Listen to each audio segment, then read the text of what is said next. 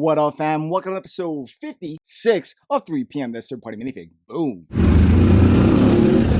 And in this episode, I'm gonna be looking at Brickmania's D-Day Squad Pack Part 2.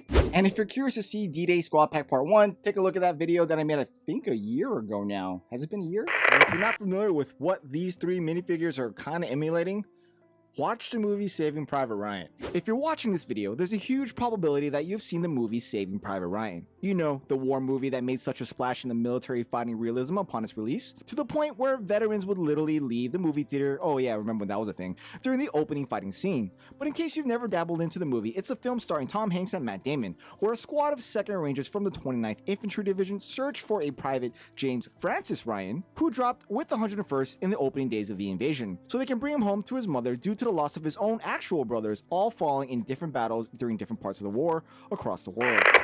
Time flies. Now legally, Brickmania can't reference this to Saving Private Ryan, but I'm going to. But before I open up D-Day Squad Pack Part 2, here's D-Day Squad Pack Part 1. From left to right, we have Tom Sizemore or Sergeant Hovath, we have Tom Hanks or Captain Miller, and we have Matt Damon or Private James Ryan. Now, I was looking for my D-Day Squad Pack, like, actual casing that I had of this somewhere where I house all my casings for Brickmania, but then I got lazy. But here is D-Day Squad Pack Part 2. The Part 1 kind of looks like this, except the minifigures are obviously different, and it says Part 1. Now again, legally, Brickmania cannot reference this as to Saving Private Ryan, but I will. This is, how would they say it? Influenced by 3 different minifigures. Each one comes with a Brick Arms helmet that's also 3D printed in some cases, or a 3D printed hat, which is here. And each one of them also comes with a perfect caliber.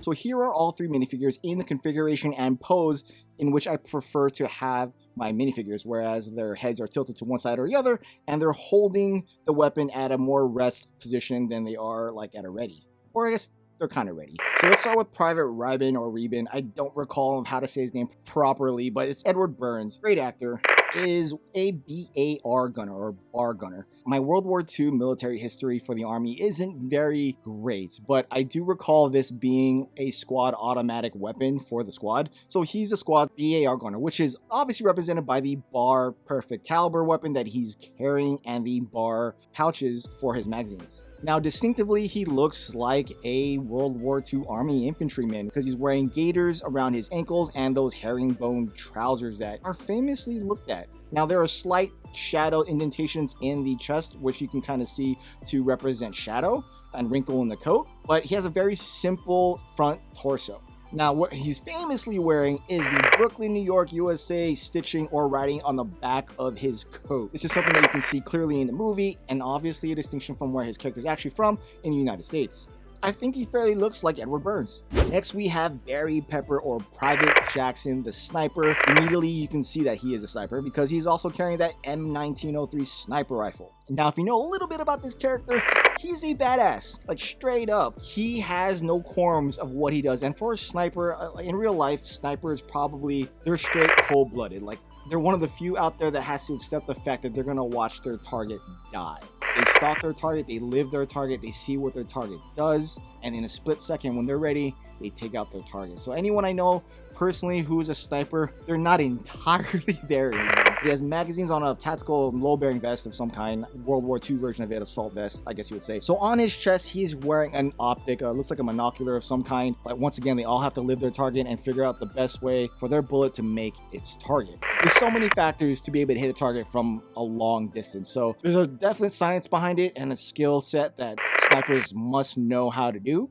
And in this case, he's rocking a monocular to symbolize that. Like the others, aside from the assault vest, he is wearing that herringbone trousers along with those gaiters. On behind him, he has a canteen and an e-tool. And then last, here is Adam Goldberg or Private Mellish, the Jewish American out of the squad. And to symbolize this, he's rocking the Star of David in the collar area of the torso. Now around his body, he's rocking bandoliers, which is kind of funny because for someone to be rocking bandoliers, that's like ammo, right? And he had the lack of in the end, which ended up being his own demise. But like the others, he's wearing gaiters and that herringbone trousers. He has an assault vest with bandoliers this time. But aside from his mustache, he's not rocking the M1 pot helmet that's also 3D printed on top of that. Instead, he's wearing that Motor T type of mechanic beanie cap. I used to rock this in like high school. It's really funny that was a military thing way back when.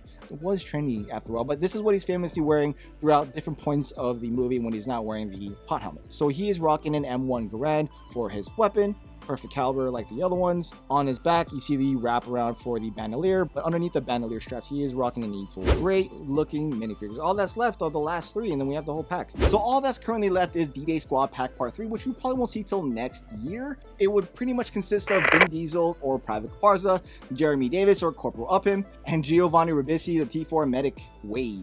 So let me know what you guys think. If you made it with me all the way to the end of this video, thumbs up, thumbs down, like, comment, subscribe below, and I'll see you on the next 3 p.m. video. Alright guys, peace.